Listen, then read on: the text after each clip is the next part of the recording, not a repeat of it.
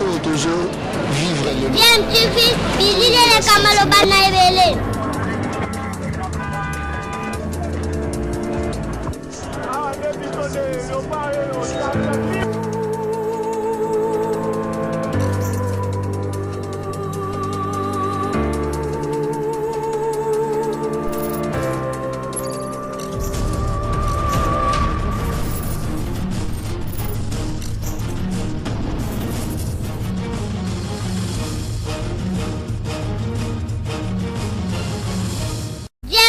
toujours un enfant. Ça, lundi, le rendez-vous des auditeurs, émission Nabino, deuxième tranche, de Koutana la télé, la radio.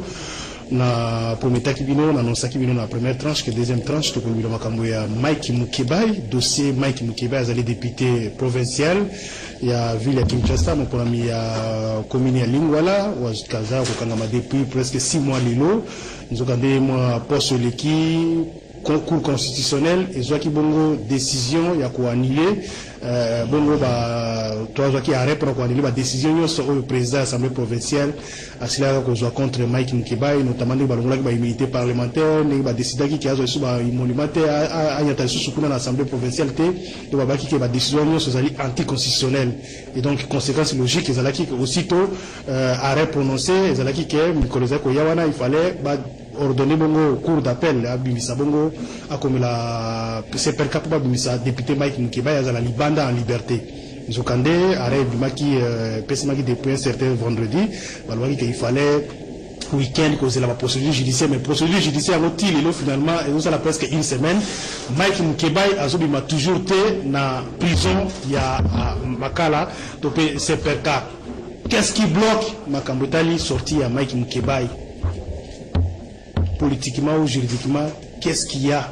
pour reprocher bongo na makambozo likawana et qu'est-ce qu'il faut pour Mike Mukebai abimananda kuwana nani azotelemela arrêt ya cour constitutionnelle dans le biais des juridiction munene ya mboka na biso ya ngonde tokolobela na tongo na lelo na deuxième tranche ya émission na biso moko na lelo tozana ba benga mibale ba confrère na biso o ba kopesa makanisi na bango na oyo ezali koleka tozana ndeko maître bonheur Zinga azali bongo expert maison na biso a boyena CCTV journaliste maître bonheur mbote ndeko jamais da on a azali pe juriste alors ndeko pe ndeko Yves Bouya journaliste boyebi malamu ndeko Yves mbote ndeko ngai jamais da mbote na ba auditeur na ba téléspectateur surtout à CCTV. Alors tout ce que la bonne pas na yo dossier à Mike Mukebai est commis wapi ndeko dossier à Mike Mukebai yo eko na ba inquiétude exuba tourni moko politique.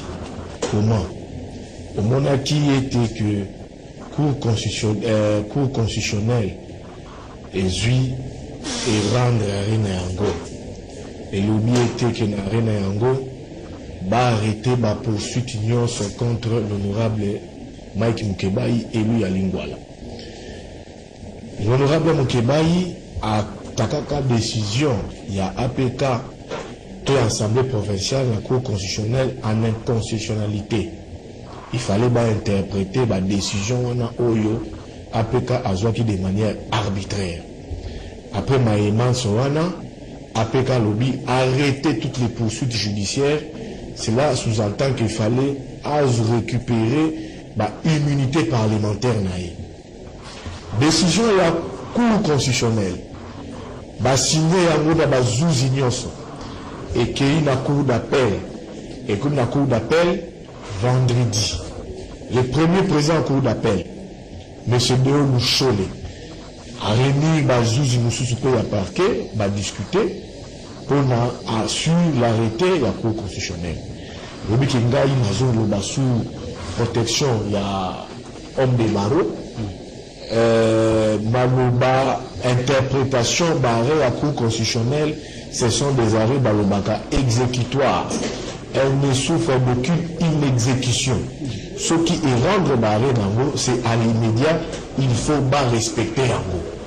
Pour comprendre l'été, premier président de la Cour d'appel à Gombe, au place de l'honorable Mukeba justifiable, a René Batou, a interprété barré la Cour constitutionnelle.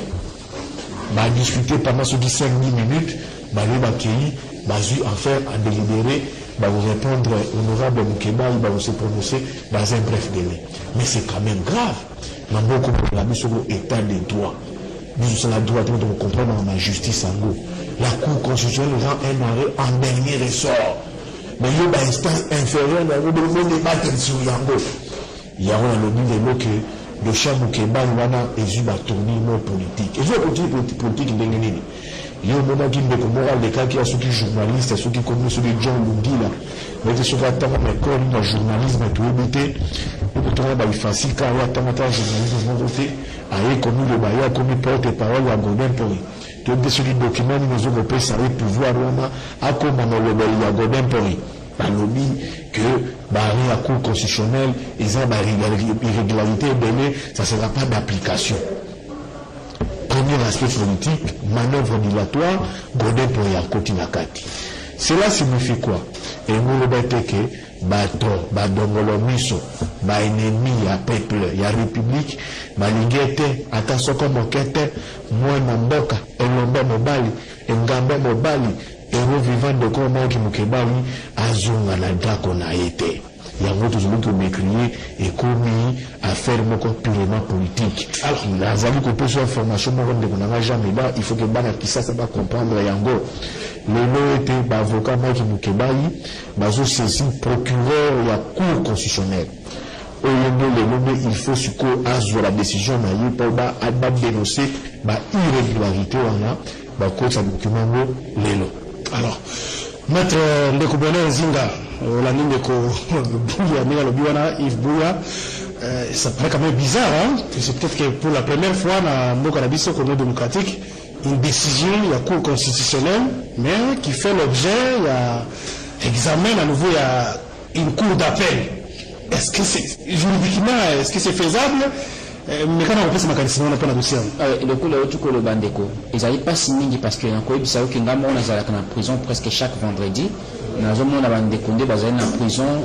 Ils n'arrivent pas si Keba continue de détenir bateau. Au délai à droit à Bango, ils arrivent garanti. Alors, les Cambodgiens de Mike Mkebai. Alors, le lobby n'a qu'à rappeler na bandeko balandiété.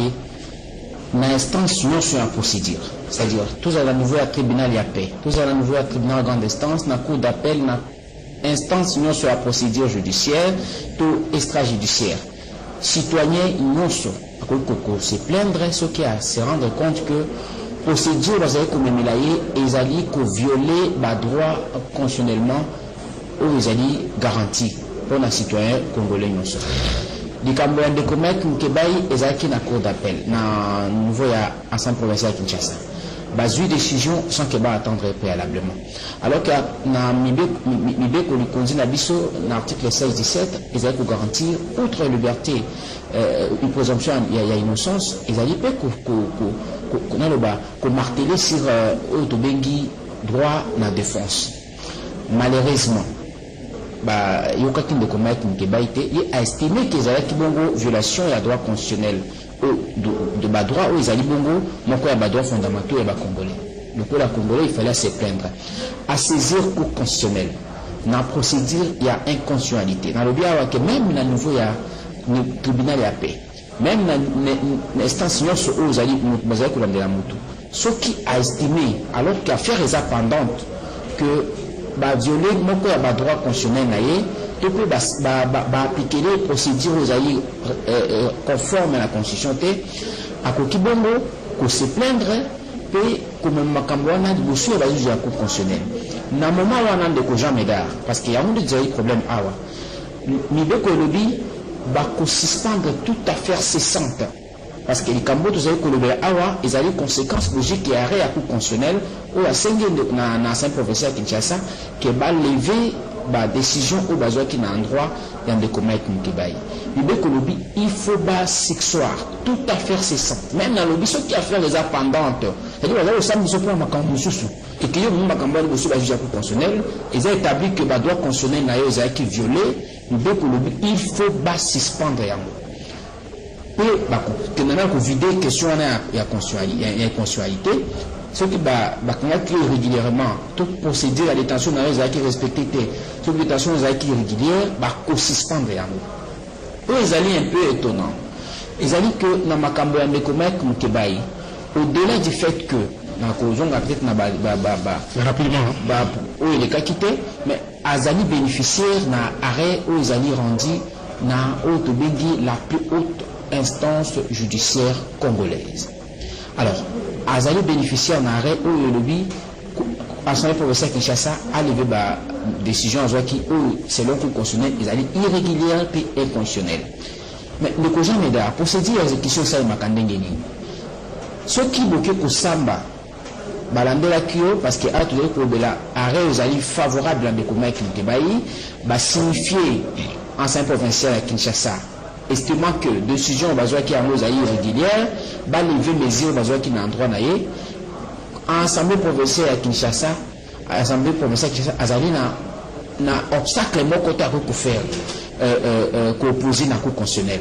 Encore que, sur le plan du. Parce que vous avez des tensions et des Mike Mukebai, vous avez dit pour l'instant du reste irrégulière. Alors, Bakandine de Mike Mukebai, instance juge compétent, ils ont dit juge, il y a cour d'appel, Kinshasa, Gombe. Ce qui décision, ils ont rendu. Magistrat le cours de Koyotu Koloba, Namituna qui a son rôle, il y a procureur général près la Cour constitutionnelle, parce que décision, ils allaient, il y a Cour constitutionnelle. Et le Kobasalaka, établissaka mandat, il a fait un emprisonnement. Puis, bazu yango, parquet a quelque signifié dans la prison à Makala. Simplement pour besoin en procédure. Donc, c'est la souvent siégé, va examiner, va faire la délibérité. Non, mais de quoi il s'en si base il y a matière mini, cours d'appel à constatuer. Parce que ils ont une notification. On a pris cet exemple de Jameda. Ceux qui sont ambitieux de la tribunal à grande instance à Kinshasa, Gombe, ils ont dit parquet près. Il y a un tribunal à grande instance à Kinshasa, Gombe, à cause de la suivi et exécution de la décision. Ceux qui ont une décision de condamnation, à cause de la mort pour obliger peine, peine à terme et à peine, aux liberté. Ce qui est une décision, il y a acquittement, même parquet près à grande instance à Gombe, Kakayenda à Kolandela, on a qu'à sous-examen. Ils ont dit que décision, ils ont dit à cour constitutionnelle. Cour constitutionnelle, au cours de la juridiction, ils ont dit que la juridiction, et décision dans le reste, ils ont dit discutable était, ou de ils ont dit immédiatement exécutoire. Donc, il fallait d'office procureur général après la cour constitutionnelle à Salamoussa, le coup là, garant et à bon fonctionnement. Alors, état de droit. État de droit, et nous, ça veut beaucoup, nous avons bénéficié de la droit. Mais tant que déjà Mike Mukebai, le cour constitutionnel a décidé que Makamouane est allé irrégulier, est allé anticonstitutionnel. D'office, Oliva Bimissaye a toujours maintenu la prison une semaine en gros. C'est-à-dire que pour l'instant. Sur le plan judiciaire, est-ce que par cour constitutionnel, on continue à rouler la vie de la date qui juge, voilà, au semble qu'il y a un intérêt, il y a un premier juge président, les médias secrets dans les réseaux sociaux, pour dénoncer le fait que quelques acteurs, dans une obstruction à Arena. Est-ce qu'on continue de là ou bien il y a un mécanisme judiciaire prévu qu'au cas où arrêt les alliés exécutés peut cour constitutionnel à la décision de ce Mais au-delà de la stabilité professionnelle, il faut l'établir, c'est-à-dire que magistrat ou Azaï pour faire obstruction à la décision, il y a un cour constitutionnel où ils allaient immédiatement exécutoire. Il faut balander là, par exemple, pour un outrage, parce que, attention, cour constitutionnel, ils allaient juridiction où ils allaient exceptionnel. Je reste, au souffrir, le quoi de Kaloba Kiawa, n'a application à la décision a été. Donc, pour l'instant, le Mike Mukebai, selon, sur le plan de droit, Azali détenu irrégulièrement, parce que bénéficiaire d'une décision, on est favorable en termes de constitutionnalité, c'est une décision, parce que le gouvernement a justifié détention de Mike Mukebai si base, il y a Nini, parce qu'on suppose, sur le plan de droit, que la décision rendue par la Cour d'appel Kinshasa Gombe a été annulée de plein droit. Alors, si on va peut-être savoir moins d'informations, on dit que l'avocat Mike Mukebai va saisir procureur général. Est-ce que la démarche est fondée? Tout à fait, parce que l'avocat dans le Biawa, chaque instant judiciaire est allé rattacher dans parquet près. Parquet est allé dans le rôle de mener suivi et exécution à la décision. Et la décision est allée positive, plutôt négatif. Positif dans le cadre, il y a acquittement et condamnation dans le sens négatif. Donc, ce qui est toujours dans le contexte de le là, et ça là qui démarche avec le soir comme ça là, c'est-à-dire que qu'on pousse à procureur général près à cour constitutionnelle, à ça la moussa na yo, vous allez pour la suivi à la décision, vous allez rendu dans la juridiction, vous allez l'attacher là. Alors, Yves Bouya, il y a une réaction à l'auditeur, à téléspectateur, à l'auditeur, finalement, il y a comme ce qu'on a d'adversaires belés, ou bateau belé, c'est que l'objet de la confine d'abord. Le fait d'abord que l'Assemblée provinciale va faire détenir, va priver la douane pendant autant de mois, nous allons indemniser les cours d'appel, la journée pour exécuter arrêt à cour constitutionnelle, va mettre 10 ans, il existe semaine de en prison, pour le bilan d'elle. Maïka Kobi a décidé à foutre la cour d'appel, à foutre la présidence de l'Assemblée provinciale, donc comment il est devant. Oui, il est dans ses droits, la loi le reconnaît, il faut ce qu'il a bimi, à Monique, toi, il y a irrégularité, mais pour la quand sur l'exécution, la loi Missoussou, il est des droits à poursuivre Batouana, notamment quand il dit, je vois aujourd'hui, l'APK, c'est des droits pour Moukeba une fois sorti à poursuivre les présidents de l'APK pour la irrégularité à soulever la constitutionnalité pour la plainte naïe.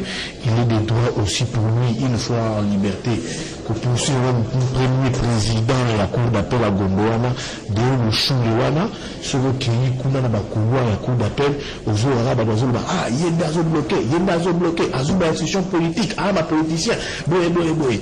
Dès qu'on a jamais d'aller on a le votre capital là, il est état des droits. Nana Makambo Dozomona inane à mandat Félix, Nano Chamukibai, est-ce que t'as des droits ali? Et ce que tu as vu en doute. Naba nomination et salaire na appareil judiciaire est-ce que Batouana Baosa le à son nom? C'est quand même grave. Naba fait flagrant de Cham Kebaï, cour et tranché, mais il est là à arrêter à mais sincèrement, même dans la période du régime de l'État, où on a film là, et tu vas ressentir les matières qui est décision à cour constitutionnelle. On a bloqué par une institution assez inférieure. On n'a jamais, même sous Kabila, la cour constitutionnelle prend un arrêt, et bien, la juridiction inférieure, vous vous opposez à cela. Ce que dit, moi, état de droit, vous avez mis. Ce petit crate, on a dit juge de Choulouana, il y a des petites combines naïe, il faut aussi ne pas maintenir le Québec en détention, parce que, mais le vrai problème est à l'éliminer. De gros de le Québec, il fait peur à tout un système. Lui dit que nous Goben pour a réuni des députés provinciaux. On a la information pas des membres et pas maman et pas député provincial. Donc à l'obé des députés provinciaux. Ceux qui nous Québec abîmé tout ça la monnaie. Je peux pas adopter. Mais nous comment député Zobima siège des assemblées provinciales. Nous avons adopté d'abord toi député méthode ni pour la Québec Zobima. Maman a comme maman député. C'est pas comme moto. Je t'ai rappelé dans la information que dans ma campagne de Bel fait au salaire ma belle. Maman a attendu qu'on va na base naïe ava élu à Moamba. Moamba est un député provinciaux. Base naïe posé question. Tout ça a devoir la vérité. Boni de Cham Kebaï, maman le dit de Cham Kebaï quand tu connais tous les cas président Zambisi Biso total la schéma tu adopté pour un Kebaï abima. Mais on place à Kebaï sur la bini de l'or. Ils ont l'assemblée provinciale. Donc, clairement, tout le monde va bloquer libération sortie à Mike dans la prison, ils allaient Godé Poy, ils allaient président, premier président, ils allaient Godé Poy. Et le première accusation. Donc, ils allaient sur le plus fort que la haute cour constitutionnelle. Haute cour constitutionnelle. Ils allaient Godé Poy. Après, on a le premier fait d'exortie. Malencontreuse, il y a mon tournée en acquis dans la presse à Babomou à Bissou en John Lungila. Et prouvé qu'ils aillent. Deuxième fait, ils allaient Bélouchoulé. Banaki Barretemi Komoyo. Comme on a mentionné comme Bélouchoulé. Azali premier président de la Cour d'appel. C'est lui qui s'oppose à la décision de la Cour constitutionnelle. C'est là un lobby, état de droit, ce n'est qu'un slogan creux, quand la juridiction inférieure, et comme il s'oppose à la décision de la juridiction supérieure, où est cet état de droit, on nous craindre que à une année à mandature à Félix, état de droit et à la slogan creux, na dossier, na cas, il y a Mike Mukebai, ou ça, l'homme de Lingwala, l'héros vivant, l'homme qui fait peur à tout un système. Bon, à 30 secondes. Est-ce qu'il n'y a pas une procédure à nouveau au Conseil supérieur de la magistrature, à nouveau instance, au cas où il y a blocage, il y a une décision judiciaire, nous avons la rébellion, l'appareil judiciaire, et des sanctions sévères et je vois pas que nous avons. Non, c'est-à-dire que la première démarche à faire, c'est de mettre en prison l'homme qui fait obstacle à toute une décision, je dirais la décision. Mais non, magistrat, il y a cour constitutionnelle, Azali capable de dénoncer, pour un procureur d'ailleurs à cour de cassation, il fallait se saisir dans la situation. Procureur général près à la Cour de cassation, il fallait se saisir dans la situation parce que magistrat faire obstacle au-delà dans le bas qui a la responsabilité professionnelle au cause à la établi au niveau il y a organe au tout autant de la Conseil supérieur de la magistrature, mais il faudrait sur le plan pénal balancer pour le bas pour une obstruction outrage d'un magistrat et pourquoi pas qu'on radie ceux qui allaient faire obstacle dans la décision. Tout à fait, toujours je appelle Sikoyo, on a évité base ya Mike Mukebai Lingwala bana Kinshasa. Donc vous allez défendre nous quand même attendre la prison. Bah doit nous aller bafouer. Qui fait aussi la population qui fait qui nous dans ça les on n'a jamais dans la vie. On fait là qu'on est là pour organiser des mouvements aussi. On n'a jamais dans le PC le ngoni ya mingi na bana Lingwala. Au lieu de nous coloniser surtout d'abord annoncer sortir Mukebai. Bana Lingwala na mwasi na ya Mukebai nkoso mama kokoto tabala bazalaki chaque jour na makala 2 semaines yango bazo batwa avant la libération Mukebai faire temps de libération Mukebai bana Lingwala tous les jours ceux qui baké makala bazo zonga makolo na baloyendo bazo kozonga makolo na baloyendo. Merci beaucoup. Ils jouent un très grand rôle. Bazana Mukebai, bazo tuti Mukebai et baobi ke Mukebai aza député na bango o ba voter la commune na bango ba ko abandonner té. Et puis après cette information mususu. Rapidement en tant que Mukebai abimi. Si tu moko ya monene et que ça les mana maison les champions. Ils ont entre croisement Kabambare na Mushi. Ndako wana ojo ana les champions aza acha terrasse kuna eza ndako abana Lingwala. Si tu veux pas le salle pour wana pour 82 Mike Mukebai 33 Lingwala 700 récupérer ndako wana 082 33 33 749. Allô bonjour. Allô. En fait, c'est moi qui m'a invité na auditeur aussi. C'est David à Patangale. Oui. Parce que d'abord le Congo est à l'insécurité judiciaire. Si on se met d'abord, pour l'appel à éviter d'abord, et il n'y a pas quand même. Député Mike Mukebai, comme déjà député, a retrouvé l'immunité naïe. Et puis, vous devez demander à extorsion le président et l'Assemblée pour la salle pour la salaire naïe. Donc, il prend le salaire naïe par la force. On fait des captures venir. Nous sommes dans quel pays là? Si vous parlez de constitutionnel, même décision, il y a autre cours militaire, tout ça, même WAPI, même cours de cabinet, comme de ça. Si on commence à cours constitutionnel, à trancher, on va se faire. On demande à quel pays des gens comme ça. En tout cas, c'est un terre, je regarde d'abord. Donc, vous constitutionnel, écrivez même, accord, va traiter. Si vous avez l'article 49, il y a une organisation comme ça, il y a tout constitutionnel. Procureur, il y a comment encore, ils ont des présidents signés à saisir le constitutionnel. Pas traduire. Vous devez annuler article 43. Il y a l'organisation constitutionnelle. Et je vais quand même c'est ça, ils ont illégitime. Au bout de ce point, je suis d'appui à l'éducation. Ils ont joué un bon à l'écart illégalement. Tu vas abandonner les appels, tout ça, la soutien, encore ici, ton mec a dit, vas-y, j'ai exploité, puis vous voulez, mais il m'a dit que tu fais un détournement, parce que tu m'entends. Comme ça. Merci Ndeko. David na Ngaliema 082 33 33 749. Allô bonjour. je vais me battre Bonjour. La personne mettre la vie sur la maison. Mais que là, dans les animaux, sur la vie sur la maison. La première d'abord, je vais faire la vie. Et on va faire la matière.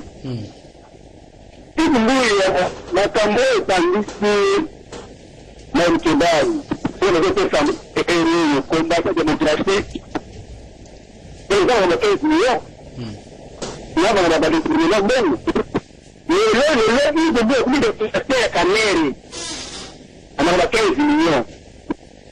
Nous, il y en a dit que Zara Télé, s'il vous plaît. Là, il a dit que la Congolais, même que là, il a élu, Azali défenseur, il y a pas la ligne, là.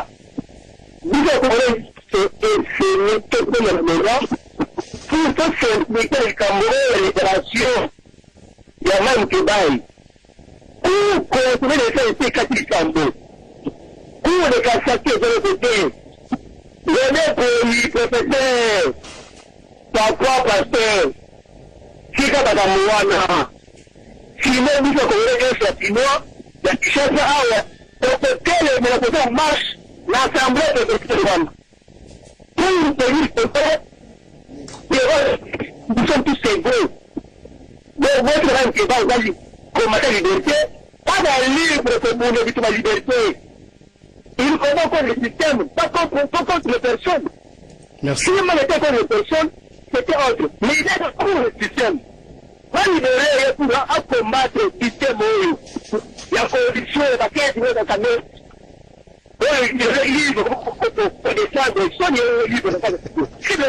Merci. Merci beaucoup, Ndeko Raphaël. Évitez ceux qui Yves ont des fois de 15 millions. Bon, ils ont un raccordement frauduleux. Tout le monde m'appelle, encaisser peut-être pour répondre au moment opportun. Allô, bonjour. Ndeko Bal, Ndeko ingénieur, son.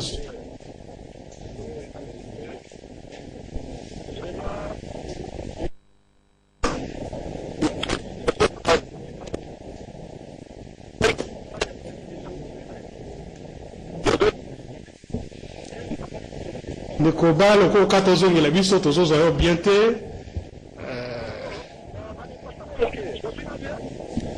Oui, mais quand. Oui, allô? Oui, aujourd'hui, je suis ma casse.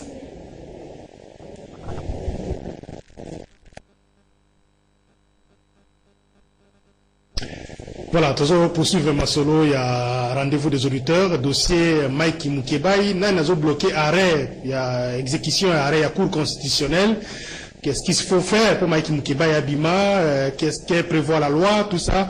Il y a na tongona lelo na kati ya rendez-vous des auditeurs, il y a Mokona lelo, tozana ndeko Yves Bouya, puis ndeko Bonheur Nzinga na Elbeli.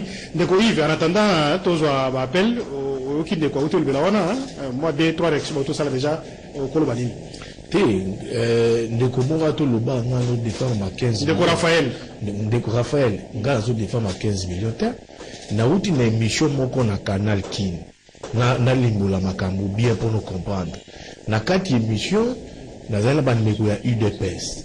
UDPS balobi était que il faut ba benga na Kabere azali muyibi, il faut ba kabwana FCC.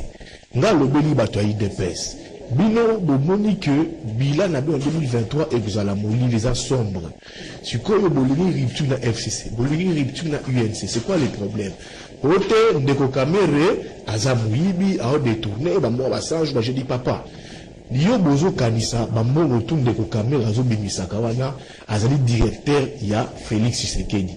Tu penses que Félix est au courant? Et là, le baki wana que Félix est au courant parce que lui toujours un journaliste ba Pandisango, toujours ba relation où ils ont déjà aujourd'hui na au-delà de la fonction, il y a fonction président de la République, ce que aujourd'hui déjà au delà du ministère. Autant les relations entre ministres et directeur de cabinet, ils ont maman na copinage. C'est pour dire que non, c'est que Bazoko c'est vital à Zousala en termes de sortie de fonds. Bazoko ils ont un détournement, il ne faut pas épargner Félix parce que lui la hiérarchie, c'est lui son patron. Toujours dans le dossier à Mike donc Moukebaye. allo yanga te makambo on a dit pour la 15 millions. Allô, bonjour.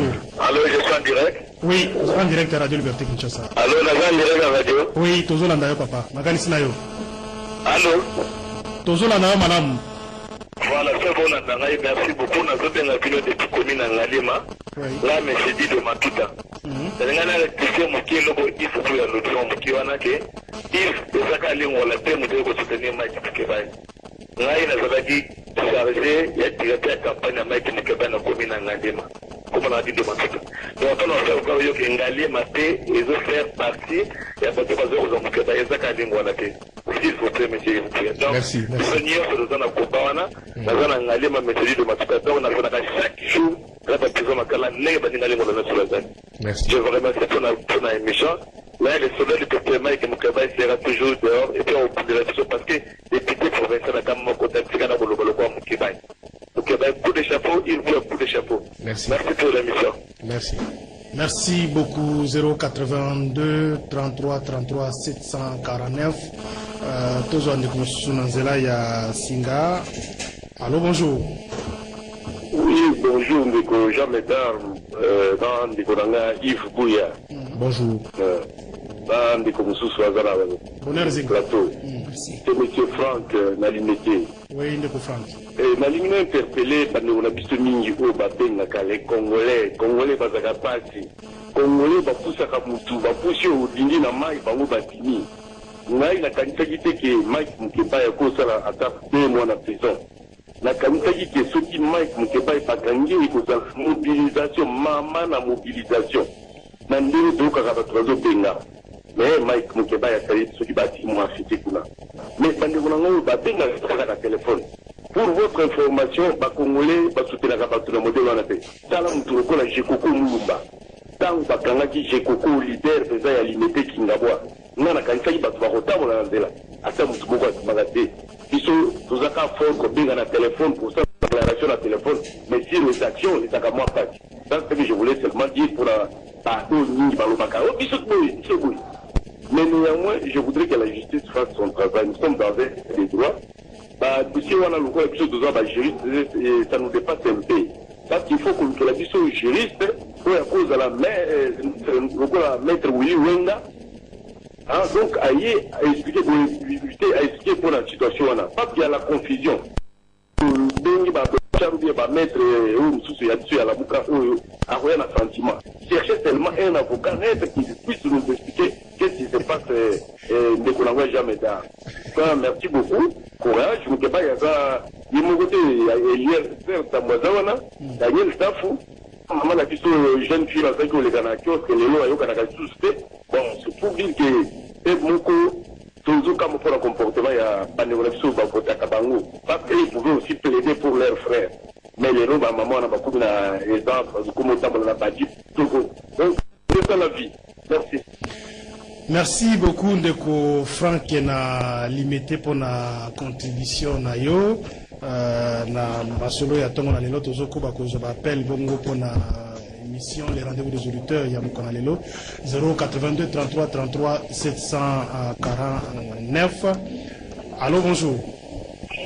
Allô, bonjour. Bonjour papa, bengi biso ni komona ni makanisi na yo. To bengi na machine na komo regen. Oui, Ndeko Regen. Toza vraiment toza dans les cœurs non honorable la biso. Mike Moukebaye vraiment doit soutenir vraiment makasi. Mais le condamné c'est vraiment ici quand ake bana bantourage na ye. Parce que nous on va propos ya ba journaliste mosusu o basala campagne et puis ça se passe na ba pigera ndenge ba balonza na ye contrairement ndenge toyo kanenge balonza ba déclaration et ça se passe. Qu'est-ce que la ka boité? Qu'est-ce que baby ba komi taka kosusa batu pour déclarer pas battu, vous allez être vraiment là dans les cœurs naïfs. C'est vraiment, arrive à inviter, inviter mon bazar vraiment na visa peuple. Mais comme nous avons le blaga battu, le blaga nani ensemble. Surtout puis le blaga toujours dit, vraiment dans les côtés. Merci beaucoup. Merci. Les frères auditeurs.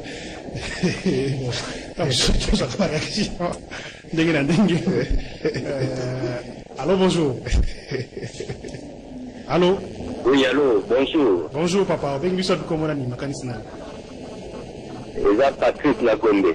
Oui, ndeko Patrick, makanisi na yo dossier Mike Mukibai. Merci beaucoup mon frère, la saluer d'inviter en très CG, en tout cas à ce qui concerne le problème Mike Mukibai. Nani, monsieur Godem Poi. En tout cas, nous avons regretté Belé. Godem Poi a vraiment en couleur. Lui n'est pas vraiment un homme de Dieu. Donc, donc, mbouye kaka batu koya kokosa kosa bala basi banini ke no bola bola bon je suis le connais na homme de Dieu ça non homme de Godem Poi homme petit comment par qui na ningola luka partout hein et puis bango et la ba ça qui élection aboué ko consonner kati ke no président qui déjà donc président Félix Tshisekedi bango ba baki na FCC la bango que non, coup consommateur et quand il disait Makamou, jamais aussi va attaquer coup consommateur. C'est quand il disait, ouais, bah. Mais comment coup consommateur, quand Makamou, pour la bango, à défendre la bango, baza au téléméla. Chacun la téléméla ka coup consommateur, awa, un coup consommateur, quand Makamou, ya banane, ma gouverneur, awa, on va réhabiliter bango à téléméli. Hier, si vous avez la réhabilité, même, m'keba et kenobo, à téléméli. Ce qui est très époustouflant, au moment où les journalistes sont là, John Lungila. Mais je ne comprends pas, monsieur. John Lungila doit parvenir vraiment côté le miracle, les journalistes, vraiment côté le miracle, non, pas question. Alors, c'est la qualité de qui? Lui n'est pas donc particulier, il y en a ceux qui changent l'information, il y a Godem Poi. Mais pourquoi on tient les maladies, on va n'importe quoi pour la déconner? Comment expliquer un journaliste vraiment que Maboyo, quand un journaliste sont tellement la macamango, tout à fait clair. Merci. Jamais pour attaquer Ninoala. Comment expliquer? Merci. À ce qui concerne toujours pour mais il y a Ninoala, non, la monnaie c'est trop, c'est trop. On a aussi surtout à nous la population. Parce que je vois, vous êtes donc, vous les autorités sont disables, on dit vraiment que vous blaguez vraiment avec Bissot. Donc, vous avez uniquement qu'à prendre au Bissot vraiment. Merci beaucoup. Tous les appel Yasuka, appel Moko Yasuka, et puis la déclaration conclue, on allait un peu bref, de quoi on a appel Yasuka. Allô, bonjour. Mbote. Je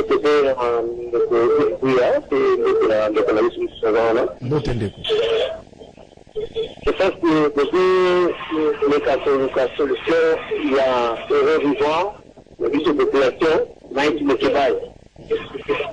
Mike Mukibai, lorsqu'il veut défendre la population, il atteint à 15 millions. Le gouvernement à l'écart, on dit qu'il parce qu'il a reçu l'autorité. Une réponse il y a 15 millions et il m'a répondu pour mission. Mais quand il vous montre le bon clair, là qui me dit à tailler mon côté. Ce qui m'a dit que ce qui me dit 15 millions, à faire 15 millions et d'arrêter à un individu à quel simple. Et là il faut ça mais la réponse millions, il m'a répondu comme ça. Cette commission comme il m'a fait à 15 millions, c'est-à-dire les gens, pour la commencer ensemble, il y en a autant, je vais dire, il n'y a pas de commission. Mais lorsque Mike Mukibai a dit côté il y a plusieurs populations comme le Congolais pour souffrir. J'ai arrêté à coup constitutionnel. Les autres, oui, mais jamais aujourd'hui. Blocage et arrêt à cour constitutionnel pour Mike Azobi Matet depuis va prendre arrêt wana. Pour na yo ezolo bela onini. Blocage et arrêt à cour constitutionnel. Le plan comment on a que l'Europe ne peut pas gagner, la monnaie autorité oyo bazosala bandinga mbila ya maki boya balingi nde esalema parce que totali keno totala sefreki na baelektion tosalaki justice emeka kolandela likambo tomoni sikoyo balingi bakomplike kelao baka te eza sikolo ya justice eza sikoyo batala peke maki mokeba azalaka na bato yango mpe kelao tokoleta te aza lokola tozokende semene esila de la ordre, est-ce que tu as la population pour que tu faire face, la justice, la police, la police, l'État d'une façon à côté de la. Merci beaucoup. Merci beaucoup. Merci. To ceux qui n'ont pas de appel, to commis la souka, ndeko bonheur zinga, Hollandi, par réaction. Ma conclusion Mouké, c'est vrai que ndeko moka bengi a douté na moi Mouké a vioza juriste à la Mouka. Moi la vérité ça. Comme ça déclaration que Nazali d'abord journaliste, c'est vrai que na sali droit, Nazali juriste, na tangi a na seti pendant Nazali des journaliste. Donc Nazali en couleur mon côté politique parce que Nazali en carte il y a parti politique membre à la Moukati. On a reconnu le bas, ils a eu que le projet me donne en cadre de la conclusion, ils a eu que Bandekoba a été décision où ils allaient rendu dans la cour constitutionnelle et que pour souffrir une application dans la route. Puis encore que Awa tu as commis tout non. Sans il y a audience au bas. Donc souffrir mais Awa ils ont souffert déjà. Sans il y a audience au bas à nouveau à cour d'appel, ils allaient justifier parce que cour d'appel et que statuer quand ce qu'ils allaient dans matière moko ils allaient quitter ils allaient soumise na égard na pour se prononcer sur rango. Et là, au cours d'appel, ça allait exécuter décision où ils avaient déjà rendu dans le niveau de la cour constitutionnelle. Donc, notifier qui est pour besoin de la formalité, à quoi constatuer, à mon côté sur matière où il reste des autres existent. Donc, Bandekoba a été détention en décommun avec Moukebaï. Dans des plaisirs, à Kansanza, juriste à la Mouka, juriste à la Mouka, Bazalakate, parce que, une chose de temps, à procédure Moko, où ils avaient procédure, il y a procédure pénale congolais. Donc, autre que le Balelo, Bandekoba a été détention à Mike Moukebaï, ils allaient tout à fait irrégulière, parce qu'ils allaient bénéficiaire d'un arrêt où ils allaient rendre dans la cour constitutionnelle. Deux mois que cause à la bénéficiaire d'un mot, deux mois que cause à la bénéficiaire d'un mot, deux mois de Jean Médard. Donc, ils allaient Makambo, il y a Congolais, ils ont soit bénéficier d'un droit dans les alliés. Merci beaucoup. Ndeko Yves non, ndeko moni tango funguli téléphone wa ba Congolais ba bengi. On continue benga, on a 40 appels justifiés et on va que population comme très éveillée. Population a adopté combat à Moukebaï. Moukebaï ne s'appartient plus. Lutte n'a comme lutte à peuple, tout comme libération n'est à libération à peuple. Peuple comprendre qu'il doit bloquer libération Moukebaï, c'est deux personnes. C'est Godin Poi et le premier président à cour d'appel, Deo Louchoule. Nous avons pensé que Deo Louchoule, Azali Moto, Azoko remettre élection, il y a président Félix en cause. Parce que président Félix en cause, la Cour constitutionnelle avait reconnu son élection. Mais yo comment Barren a encore une attaque. La même Cour se prononce pour une autre matière. Yo souvent côté au qui de l'Ouchoule au télémé yango. C'est que l'office de l'élection président de la République parce que tu tiens tête à la Cour constitutionnelle. Ba Congolais ba yeba que monsieur Deo Louchoule oyo na Godin Poi. Merci beaucoup Bango. Voilà un message, combien la téléphone ma PCIE 48 heures, la ligne la combien la téléphone ma PCIE 48 heures. Ceux qui Moukeba a bimité, il en tirera toutes les conséquences. La ligne la combien rapidement, il y a sa précision, à ta qui est grève de faim, est-ce que ils ont continué de Moukeba à Zoliette? De Moukeba à Zoliette encore affecté la santé et puis madame Ayaki Nabiloko, tout 48 heures, tout à bois qui est à Zoliette. Merci. Alors, il m'a même pas la cellule. Merci beaucoup. Azo Bimane pour la sélection à Sokoli, à Mikangami, à Sokoli, et c'est très dangereux pour sa santé. Merci beaucoup, Mike Mkebaï.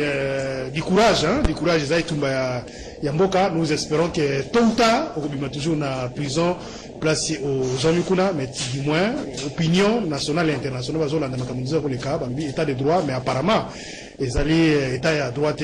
C'est loin d'abord de rencontrer état de droit. Makamuto Zomona Lelo. Franchement, à toute indépendance, toute donc moyen côté il y a parti prité tout le baquet oyo et tikala pe bosale maté hein na moi mikololeki ba biloko to banako dénoncer il y a une année, il y a 2 ans, 3 ans, tout ça na moni oyo mbalo ezoleka sima kate oyo ça décision rendue publiquement pour être aussi clair mais oyo bazo boya par une institution oyo ezali bondoki. Ce n'est même pas la nouvelle institution ba boya ko intégrer pour ba wana za comme politique. Institution judiciaire. Eza bondoki. Voter les là décision à haute cour. Oyo valida mandat président de la République. Yo de mushule tu remets en cause la décision de la Cour constitutionnelle validant vraiment Félix. Image ya mboka et des autres à la président Mawatro hein mais l'objet ndele tango misa rapport wa bi ketala RDC zali boboboé kaka ba ko crier lisusu ba élément ozo sala ka état de droit ezate ya ngoyo ba dossier ya boy nde bi renforcer ka image ma bête ya mboka na biso Mike Mukiba du courage merci Vibuya merci Bonheur Zinga merci Aleka Bongo Karine Bébé Doudou Motiri de Tokutani Lobby na rendez-vous des auditeurs 8h na Radio Liberté Kinshasa.